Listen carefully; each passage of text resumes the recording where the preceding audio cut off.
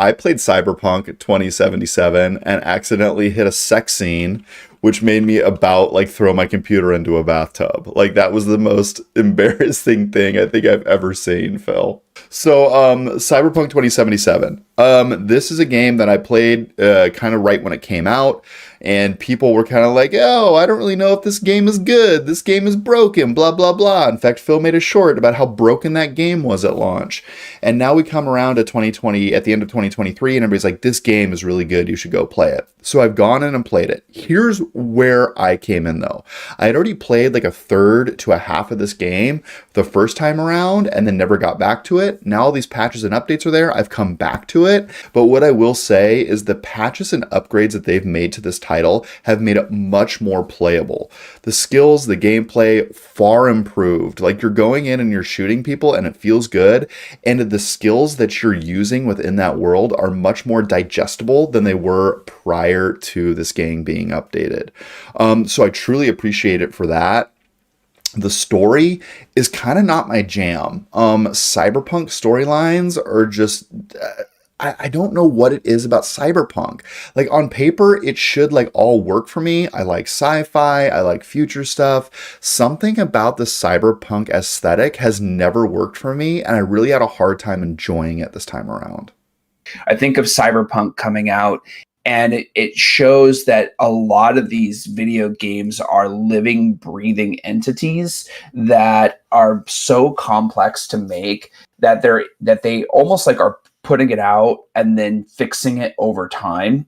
And I see that more and more frequently as a trend with video games. So I'm really glad for Cyberpunk because this game just got dumped on.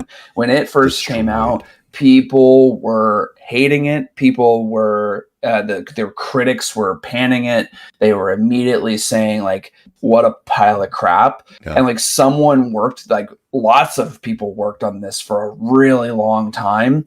And for them to kind of bounce back, patch a bunch of things, bring out a DLC, streamline it a little bit more, and kind of make a recovery on that game is like nothing but love for them, and like the fact that they've bounced back and are now finally getting the credit that they deserve. Yeah, like this is one of my favorite studios. Like CD Projekt Red specifically, they did Witcher 3 and that won me over. Like I was so impressed with Witcher 3 that this quickly became a favorite studio of mine, and like anything that they were going to put out, I was going to buy. Like I've purchased this game. This game has been sitting on my shelf for almost 3 years now, and I finally finished it this year, and I'm glad I waited because there is a really good game here.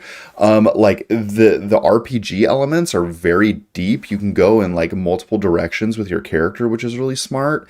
And I think that the dialogue and the characters that they put in this game are very like well-rounded and feel like they really live and breathe in the world, which is pretty cool. And like on this game, this is a wonderful game. After all the patches. In the beginning, it was a little bit hard to parse all of the different things that are coming together, but right now, I think this is a huge RPG that is well worth a look for many people. I'm really disappointed that I'm not like fully in love with this game. Like there's nothing that I can point to and say this is why this is a bad purchase, because there is so many great things about it, but it just didn't hit me and resonate with me like it should have. It being my favorite developer, it being a sci-fi game, it being a shooter, all of these things like push it to be something that paint by numbers works for me, but at the end of the day, I just could not fully invest in it for some reason. Single player story driven games are especially difficult because you're going to invest 8 to 10 to 20 to 30 hours into a game that if you aren't like engaged with the main character, a lot of times you'll just turn it off. Even if it's like a perfectly balanced, well put together shooter, you will turn it off because the characters are not hitting with you.